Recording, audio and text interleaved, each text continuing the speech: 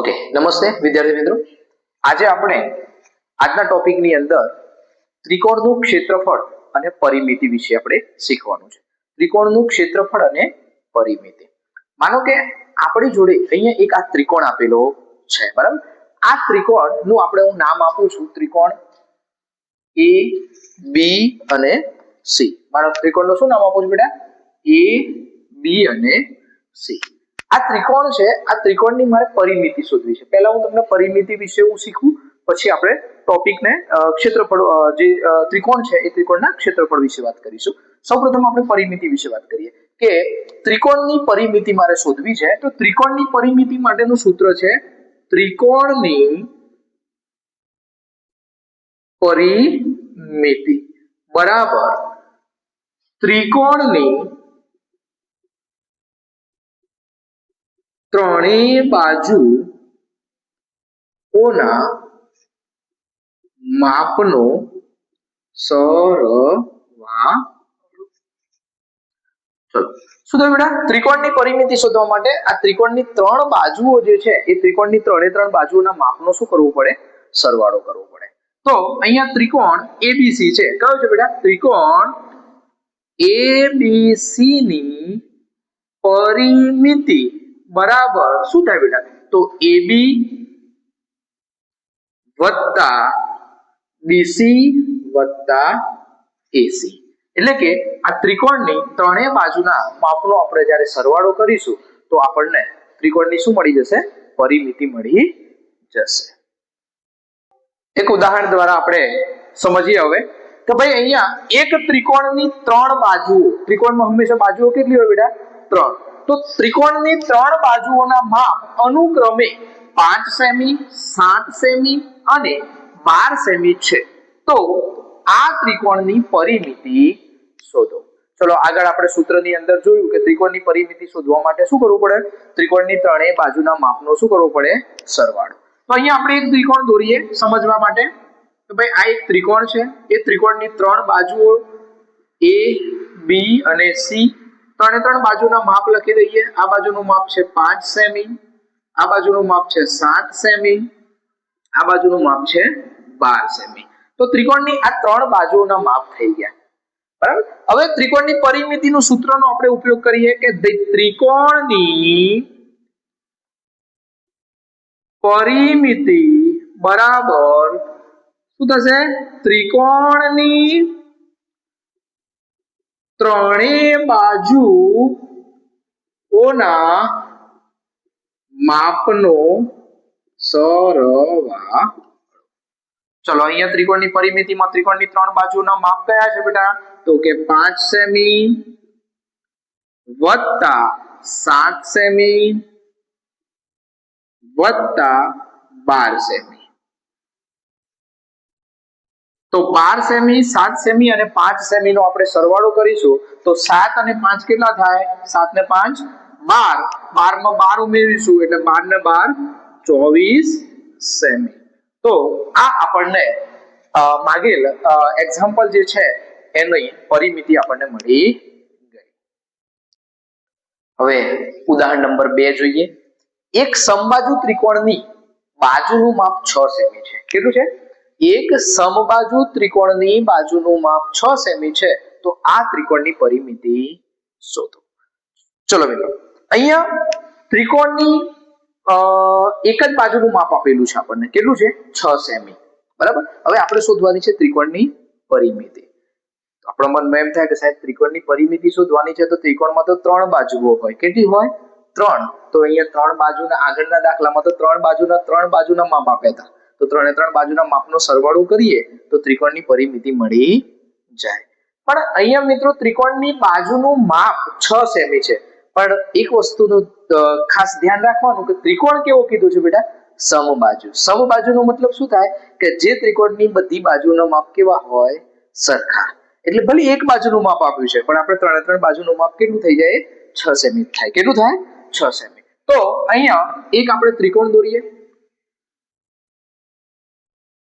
આ ત્રિકોણ જે છે એ ત્રિકોણની ત્રણ બાજુનું માપ, એક બાજુનું માપ 6 સેમી છે, આ પણ 6 સેમી થશે, આ પણ 6 સેમી થશે. ખ્યાલ આવી ગયો? કારણ કે ત્રિકોણ કેવો છે? સમબાજુ ત્રિકોણ છે. તો સમબાજુ ત્રિકોણમાં ત્રણેય બાજુના માપ કેવા હોય? સરખા. હવે સમબાજુ ત્રિકોણનું સૂત્ર ઉપરથી આપણે દાખલો પરિમિતિ શોધવા માટે એનું સ્પેશિયલ સૂત્ર પણ છે. તો આપણે એ સૂત્રનો ઉપયોગ કરીએ કે સમબાજુ ત્રિકોણની પરિમિતિ બરાબર 3 ગુણ્યા બાજુની લંબાઈ.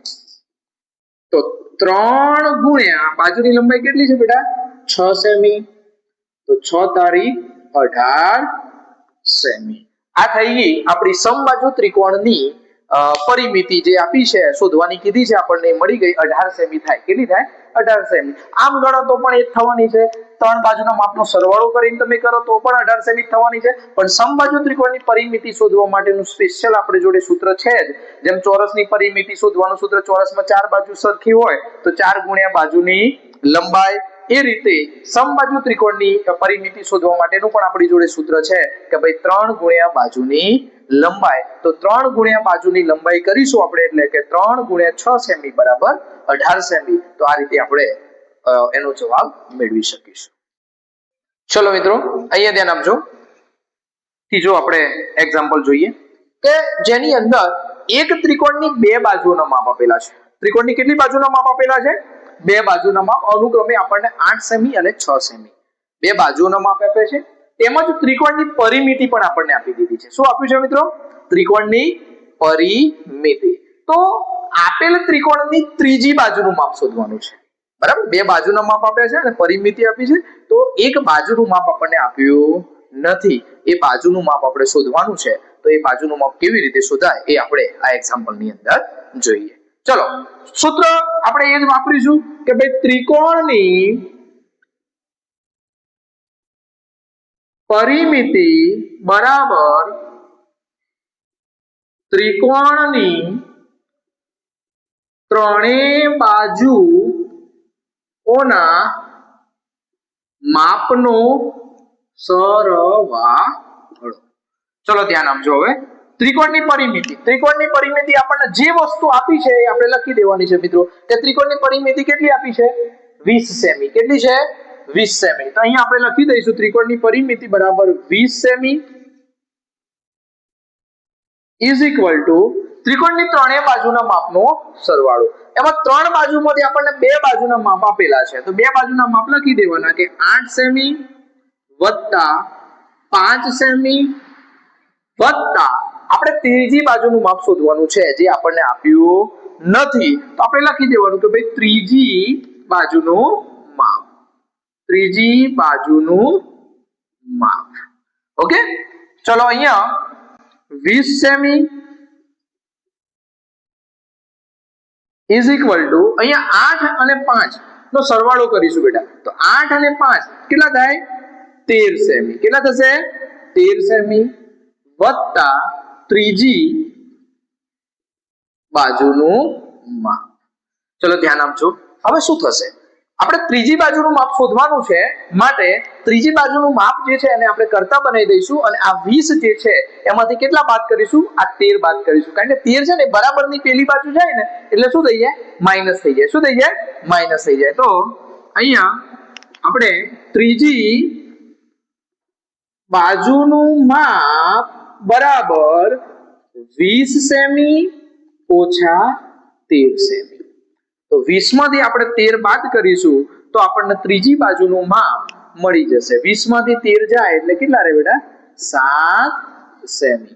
તો આ એક્ઝામ્પલ ની અંદર આપણને ત્રીજી બાજુનું માપ માંગ્યું છે.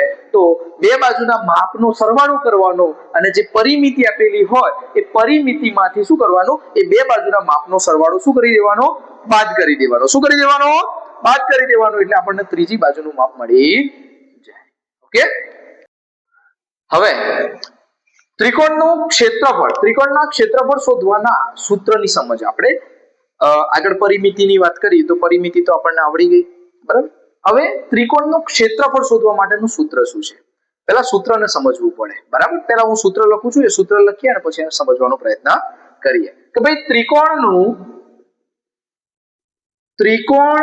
ક્ષેત્રફળ બરાબર 1/2 ગુણ્યા પાયો ગુણ્યા પાયા પરનો વેધ.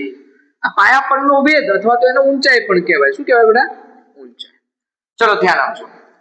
હવે ત્રિકોણનું ક્ષેત્રફળ 1/2 ગુણ્યા પાયો ગુણ્યા પાયા પરનો વેધ. પાયો કયો છે? અહીંયા આપણને એક ત્રિકોણ આપેલું છે. ત્રિકોણ તમે ધ્યાનથી જુઓ કે ત્રિકોણ A B અને C આ ત્રિકોણ છે, બરાબર? તો ત્રિકોણનો પાયો કયો છે? તો BC એ ત્રિકોણનો પાયો છે.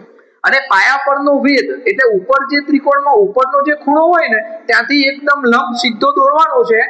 એ જે લંબાઈ થાય પાયા સુધીની એને શું કહેવાય? પાયા પરનો વેધ કહેવાય, બરાબર?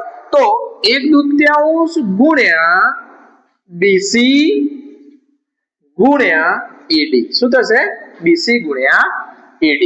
તો અહીંયા તમે ધ્યાનથી જુઓ કે ભાઈ આ BC નું માપ જે છે એ માનો કે કોઈ પણ આપણને ત્રિકોણ કોઈ પણ માપનો ત્રિકોણ આપણને આપેલો હોય, આપણને માપ ના હોય તો આપણે શું કરવાનું કે આપણી જોડે જે માપપટ્ટી છે એ માપપટ્ટીની મદદથી 1/2 ગુણ્યા BC તો પાયો એ જે ત્રિકોણ આપેલો હોય ને એ ત્રિકોણનો પાયો કેટલો છે એ પાયાનું માપી લેવાનું આ રીતે. તો 0 થી અહીંયા જોવાનો તો ભાઈ આ પાયો કેટલો છે મારો? તો અહીંયા પાયો 40 સેમી છે. કેટલો છે? 40 સેમી. અને ઊંચાઈ કેટલી છે મિત્રો? તો ઊંચાઈ જોઈ લેવાની. આ જેનો લંબ જે છે એ કેટલો છે ભાઈ? તો કે 15 સેમી છે. કેટલો છે? 15 સેમી. તો આ આખા ત્રિકોણનું જ્યારે આપણે ક્ષેત્રફળ શોધવાનું થાય તો બે જ વસ્તુની ગણતરી કરવાની છે, બે જ વસ્તુ માપવાની. શું માપવાનું બેટા? નીચેનો પાયો માપવાનો અને ઉપર શું લખવાનો? પાયા પરનો વેધ. આ બે વસ્તુનો માપી લેવાના અને 2 વડે એને ભાગી નાખવાનો એટલે કે 1/2 વડે ગુણાકાર કરશું એટલે ભાગાકાર જ થવાનો છે એનો. 1/2 ગુણ્યા BC ગુણ્યા AD, બરાબર? આગળના એક્ઝામ્પલ ની અંદર આપણે ગણતરી કરીએ એટલે ખ્યાલ આવી જશે. આ સૂત્રની સમજ છે, તમે જોઈ લો સૂત્ર. ઓકે, ચલો આપણે ધોરણ 7 ની અંદર એક પાના નંબર 147 ઉપર એક ઉદાહરણ આપેલું છે. નીચેના ત્રિકોણનું ક્ષેત્રફળ શોધો, બરાબર? હવે નીચેના ત્રિકોણનું ક્ષેત્રફળ શોધો એ રીતે અહીંયા એક આકૃતિ આપણને આપેલી છે કે એ આકૃતિ પરથી આપણે આ ત્રિકોણ જે છે એ ત્રિકોણનું ક્ષેત્રફળ શોધવાનું છે. તો ધ્યાનથી જુઓ. આગળ સૂત્રની અંદર આપણે જોયું કે ભાઈ ત્રિકોણનું ક્ષેત્રફળ બરાબર 1/2 ગુણ્યા પાયો ગુણ્યા પાયા પરનો વેધ. અહીંયા પાયો કેટલો આપ્યો છે બેટા? તો પાયો BC છે એ BC કેટલો છે? 4 સેમી. કેટલો છે?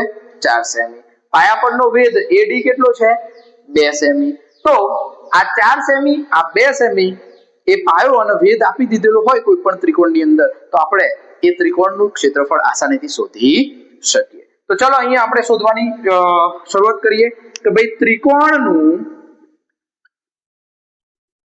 ક્ષેત્રફળ બરાબર 1/2 ગુણ્યા પાયો ગુણ્યા પાયા પરનો વેધ. ચલો 1/2 પાયો કેટલો છે બેટા? તો 4 સેમી. કેટલો છે? 4 સેમી. પાયા પરનો વેધ કેટલો છે? 2 સેમી. અહીંયા આસાનીથી તમે જુઓ કે અહીંયા નીચે 2 છે, ઉપર આ 2 છે, 2 ઉડી ગયા. હવે 4 અને ઉપર કઈ બીજું વધતું નથી તો 4 એકા 4 તો 4 સેમીનો વર્ગ. આ સેમીનો વર્ગ ક્ષેત્રફળમાં હંમેશા શું આવે? એકમ સેમીનો વર્ગ આવે, બરાબર? અને પરિમિતિ હોય તો સેમી આવે. એ ખાસ ધ્યાન રાખવાનું કારણ કે અહીંયા સેમી અને અહીંયા સેમી છે. 2 સેમીનો ગુણાકાર થાય એટલે સેમીનો વર્ગ થઈ જાય. ઓકે, અહીંયા જુઓ બેટા ત્રિકોણ ABC નું ક્ષેત્રફળ 36 સેમીનો વર્ગ આપેલો છે. અહીં ક્ષેત્રફળ આપી દીધું છે આપણને અને ઊંચાઈ આપેલી છે. ઊંચાઈ એટલે કે પાયા પરનો વેધ આપી દીધું છે. AD 3 સેમી છે. તો BC શોધો. BC શોધો એટલે શું થશે? પાયો શોધવાનો થશે. ઊંચાઈ આપી હોય તો આપણને પાયો શોધવાનો થશે. કેવી રીતે? પહેલા આકૃતિ દોરીએ ને એટલે આકૃતિ દોરવાથી આપણને થોડી સરળતા થઈ જાય. આકૃતિની ખબર ખ્યાલ આવી જાય. ચલો અહીંયા ધ્યાન આપજો. આ એક આકૃતિ દોરું છું. આકૃતિની અંદર જે રીતે કીધું છે ત્રિકોણ કયો કીધું છે બેટા? A B અને C.